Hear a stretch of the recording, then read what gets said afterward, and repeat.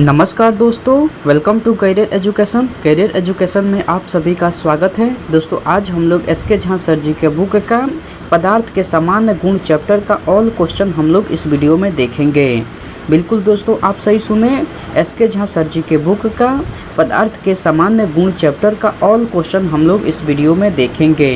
तो आप वीडियो को पूरा देखिए, आपके लिए एक एक सवाल इम्पोर्टेंट है। ओके दोस्तों, चलिए बिना देरी किए हुए हम लोग डायरेक्ट क्वेश्चन देख लेते हैं। एक नंबर क्वेश्चन कह रहा है कि पानी के द्वारा ऊपर की तरफ लगाया गया बल क्या कहलाता है। चार ऑप्शन दिया है, इसमें से आपको चुनकर बताना है कि पानी के द्वारा ऊपर की तरफ लगाया गया बल क्या कहलाता है। तो आपको उत्प्लावन बल कहलाता है। क्या कहलाता है दोस्तों? तो उत्प्लावन बल कहलाता है। ऑप्शन सी जो है वो आपका बिल्कुल सही उत्तर हो जाएगा। ओके, चलिए नेक्स्ट क्वेश्चन 2 नंबर कह रहा है कि जैसे ही एक तरल पदार्थ की मुक्त सतह से गहराई कम होती है तो तरल द्वारा डाला गया दबाव डैश होता है। तो तरल द्वारा डाला गया दबाव जो है वो आपको कम हो जाती है। क्या हो जाती है दोस्तों? तो कम हो जाती है। ऑप्शन सी जो है वो आपका बिल्कुल सही उत्तर हो जाएगा। ओके, चलिए नेक्स्ट क्वेश्चन देख लेते हैं। दोस्तों अगर आपको इसका पीडीएफ चाहिए तो मैं टेलीग्राम का लिंक डिस्क्रिप्शन बॉक्स में दे दूंगा, वहां से आपको इसका पीडीएफ मिल जाएगा। ओके, चलिए नेक्स्ट क्वेश्चन आपको 3 नंबर कह रहा है कि डैश में वृद्धि के साथ एक ठोस द्वारा डाले गए दबाव में कमी आती है। चार ऑप्शन दिया है, इसमें से आपको चुनकर बताना है कि डैश में वृद्धि के साथ एक ठोस द्वारा डाले गए दबाव में कमी आती है। तो क्षेत्रफल में वृद्धि के साथ एक ठोस द्वारा डाले गए दबाव में कमी आती है। किसके वृद्धि के साथ दोस्तों? तो क्षेत्रफल में वृद्धि के साथ। ऑप्शन बी जो है वो आपका बिल्कुल सही उत्तर हो जाएगा। ओके, चलिए नेक्स्ट क्वेश्चन आपको 4 नंबर कह रहा है कि उत्क्षेप बल और भार कार्य करते हैं। उत्क्षेप बल और भार कार्य करते हैं तो विपरीत दिशाओं में कार्य करते हैं। उत्क्षेप बल और भार जो हैं वो आपको विपरीत दिशाओं में कार्य करते हैं। ऑप्शन बी जो है वो आपका बिल्कुल सही उत्तर हो जाएगा। ओके, चलिए नेक्स्ट क्वेश्चन देख लेते हैं। दोस्तों मैं उम्मीद करता हूं कि क्वेश्चन आपको अच्छे से समझ में आ रहा है। दोस्तों अगर आपको वीडियो पसंद आती है तो इस वीडियो को लाइक कर दीजिए और कमेंट करके बताइए कि वीडियो आपको कैसे लगी। दोस्तों अभी तक आप इस चैनल को सब्सक्राइब नहीं किए हैं तो प्लीज़ इस चैनल को सब्सक्राइब कर लीजिए और बेल आइकन को भी प्रेस कर दीजिए। ओके, चलिए नेक्स्ट क्वेश्चन आपको 5 नंबर कह रहा है कि जहाज़ों की गति में वृद्धि डैश पर आधारित है। जहाज़ों की गति में वृद्धि जो है वो आपको किस पर आधारित है दोस्तों? तो आर्किमिडीज का सिद्धांत पर आधारित है। जहाज़ों की गति में वृद्धि जो है वो आपको आर्किमिडीज का सिद्धांत पर आधारित है। ऑप्शन ए जो है वो आपका बिल्कुल सही उत्तर हो जाएगा। ओके, चलिए नेक्स्ट क्वेश्चन आपको 6 नंबर कह रहा है कि ऊपरी प्रणोद और भार डैश में प्रयुक्त होते हैं। ऊपरी प्रणोद और भार डैश में प्रयुक्त होते हैं तो विपरीत दिशा में प्रयुक्त होते हैं। किस में प्रयुक्त होते हैं दोस्तों? तो विपरीत दिशा में। ऑप्शन बी जो है वो आपका बिल्कुल सही उत्तर हो जाएगा। ओके, चलिए नेक्स्ट क्वेश्चन आपको 7 नंबर कह रहा है कि किसी वस्तु का तरल पदार्थ पर रखे जाने से उत्पन्न ऊर्ध्वगामी दबाव को क्या कहते हैं। किसी वस्तु का तरल पदार्थ पर रखे जाने से उत्पन्न ऊर्ध्वगामी दबाव को क्या कहते हैं दोस्तों? तो उसे बायोंट फोर्स कहते हैं। क्या कहते हैं? तो उसे बायोंट फोर्स कहते हैं। ऑप्शन ए जो है वो आपका बिल्कुल सही उत्तर हो जाएगा। ओके, चलिए नेक्स्ट क्वेश्चन आपको 8 नंबर कह रहा है कि एक डूबे हुए पिंड पर पानी द्वारा लगाए जाने वाले उत्प्लावन बल का दूसरा नाम क्या है। 4 ऑप्शन दिया है, इसमें से आपको चुनकर बताना है कि एक डूबे हुए पिंड पर पानी द्वारा लगाए जाने वाले उत्प्लावन बल का दूसरा नाम क्या है। तो उत्क्षेप बल है, उसका दूसरा नाम जो है वो आपको उत्क्षेप बल है। ऑप्शन बी जो है वो आपका बिल्कुल सही उत्तर हो जाएगा।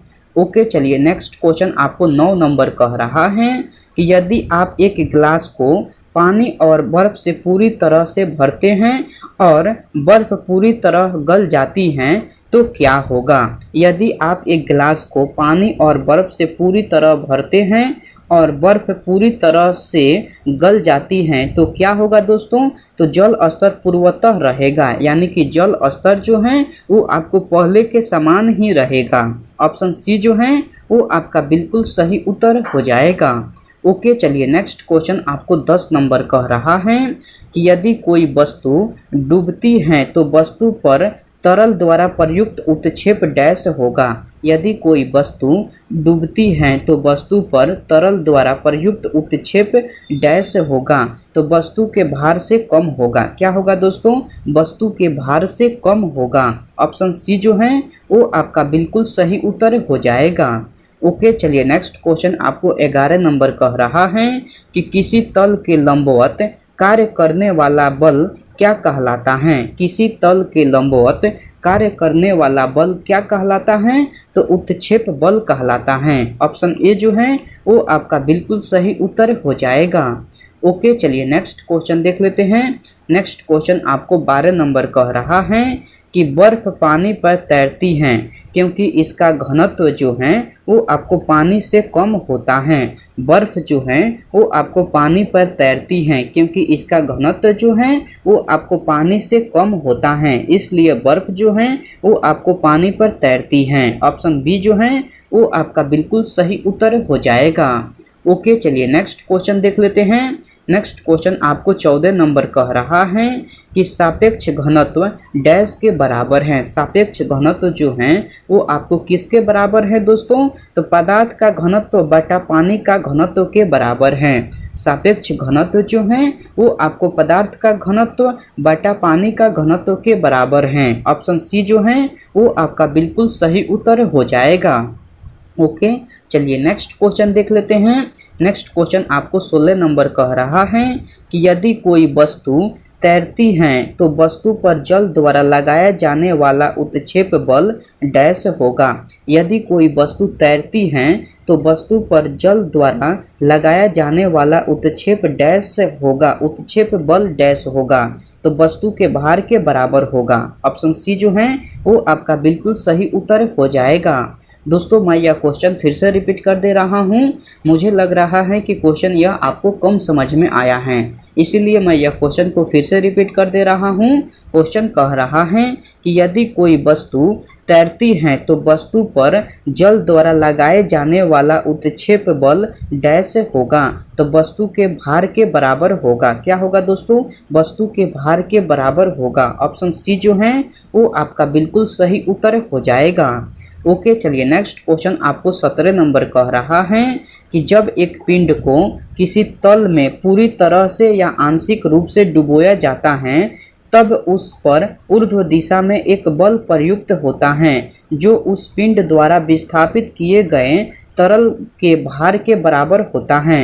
यह किस नियम द्वारा स्पष्ट होता है, तो यह जो है आर्किमिडीज का सिद्धांत के नियम द्वारा स्पष्ट होता है। यह किस नियम द्वारा स्पष्ट होता है दोस्तों, तो आर्किमिडीज का सिद्धांत के नियम द्वारा। ऑप्शन ए जो है वो आपका बिल्कुल सही उत्तर हो जाएगा। ओके, चलिए नेक्स्ट क्वेश्चन आपको 18 नंबर कह रहा है कि सीजीएस प्रणाली में विकृति की इकाई है। सीजीएस प्रणाली में विकृति की इकाई है, तो विकृति की कोई इकाई नहीं है। सीजीएस प्रणाली में विकृति की कोई इकाई नहीं है। ऑप्शन सी जो है वो आपका बिल्कुल सही उत्तर हो जाएगा। ओके, चलिए नेक्स्ट क्वेश्चन आपको 19 नंबर कह रहा है कि एक ब्लॉटिंग पेपर स्याही कैसे सोखता है। 4 ऑप्शन दिया है, इसमें से आपको चुनकर बताना है कि एक ब्लॉटिंग पेपर स्याही कैसे सोखता है।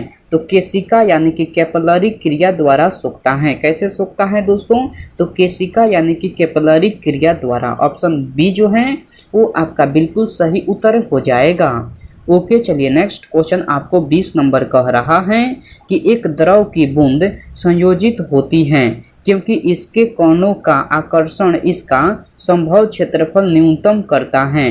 इस परिघटना को कहा जाता है, तो इस परिघटना को पृष्ठ तनाव कहा जाता है। इस परिघटना को क्या कहा जाता है दोस्तों, तो आपको पृष्ठ तनाव कहा जाता है। ऑप्शन ए जो है वो आपका बिल्कुल सही उत्तर हो जाएगा। ओके, चलिए नेक्स्ट क्वेश्चन आपको 21 नंबर कह रहा है कि जल की गिरती हुई बूंद किस गुणधर्म के कारण गोलाकार होती है। जल की गिरती हुई बूंद किस गुणधर्म के कारण गोलाकार होती हैं दोस्तों? जब जल का पृष्ठीय तनाव के कारण। किस गुणधर्म के कारण गोलाकार होती हैं? तो जल का पृष्ठीय तनाव के कारण। ऑप्शन ए जो है वो आपका बिल्कुल सही उत्तर हो जाएगा। ओके, चलिए नेक्स्ट क्वेश्चन देख लेते हैं। नेक्स्ट क्वेश्चन आपको 23 नंबर कह रहा है कि उत्प्लावकता सिद्धांत के आधार पर जहाज पानी में तैरते हैं। सर्वप्रथम इस सिद्धांत की पहचान करने का श्रेय किस वैज्ञानिक को दिया जाता है? तो आपको आर्किमिडीज वैज्ञानिक को दिया जाता है। ऑप्शन सी जो है वो आपका बिल्कुल सही उत्तर हो जाएगा। ओके, चलिए नेक्स्ट क्वेश्चन देख लेते हैं। नेक्स्ट क्वेश्चन आपको 24 नंबर कह रहा है कि निम्नलिखित में से कौन सा कारक किसी दिए गए द्रव में वस्तु पर कार्यरत उत्प्लावन बल के परिणाम पर निर्भर करता है? तो आपको तरल पदार्थ का घनत्व और इसमें डूबी हुई वस्तु का आयतन करता है। कौन निर्भर करता है दोस्तों? तो तरल पदार्थ का घनत्व और इसमें डूबी हुई वस्तु का आयतन। ऑप्शन सी जो है वो आपका बिल्कुल सही उत्तर हो जाएगा। ओके, चलिए नेक्स्ट क्वेश्चन देख लेते हैं। नेक्स्ट क्वेश्चन आपको 25 नंबर कह रहा है कि उत्प्लावन का केंद्र हमेशा होता है। उत्प्लावन का केंद्र हमेशा विस्थापित द्रव के आयतन के केंद्र के संपाती होता है। उत्प्लावन का केंद्र हमेशा विस्थापित द्रव के आयतन के केंद्र के संपाती होता है। ऑप्शन बी जो है वो आपका बिल्कुल सही उत्तर हो जाएगा। ओके, चलिए नेक्स्ट क्वेश्चन आपको 26 नंबर कह रहा है कि किस सिद्धांत या नियम के आधार पर वस्तुएं पानी में तैरती हैं? किस सिद्धांत या नियम के आधार पर वस्तुएं पानी में तैरती हैं? तो आपको आर्किमिडीज के सिद्धांत पर तैरती हैं। किसके सिद्धांत पर तैरती हैं दोस्तों? तो आर्किमिडीज के सिद्धांत पर। ऑप्शन सी जो है वो आपका बिल्कुल सही उत्तर हो जाएगा। ओके, चलिए नेक्स्ट क्वेश्चन आपको 27 नंबर कह रहा है कि जब किसी पिंड को किसी द्रव या पूर्ण आंशिक रूप से डुबोया जाता है तब यह पिंड विस्थापित द्रव के भार के बराबर एक उत्क्षेप बल का अनुभव करता है। इसे किस सिद्धांत के रूप में जाना जाता है?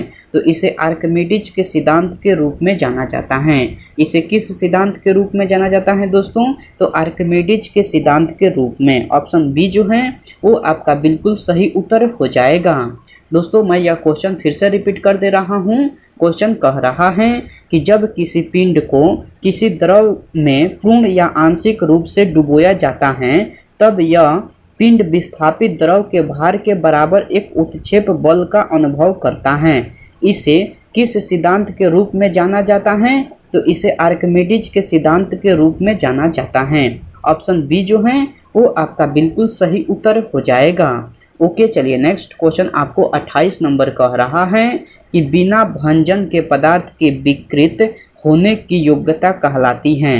बिना भंजन के पदार्थ की विकृत होने की योग्यता कहलाती हैं। तो सुघट्यपन कहलाती हैं। क्या कहलाती हैं दोस्तों? सुघट्यपन। ऑप्शन सी जो है वो आपका बिल्कुल सही उत्तर हो जाएगा। ओके, चलिए नेक्स्ट क्वेश्चन आपको 29 नंबर कह रहा है कि पूर्णतः प्रत्यस्थ वस्तुओं का प्रत्यास्थापन गुणांक कितना है?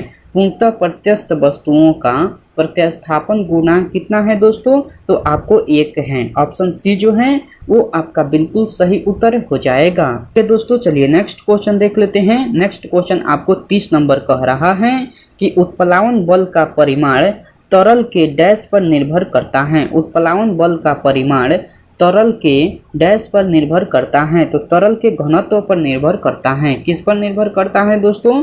तो तरल के घनत्व पर। ऑप्शन बी जो है वो आपका बिल्कुल सही उत्तर हो जाएगा।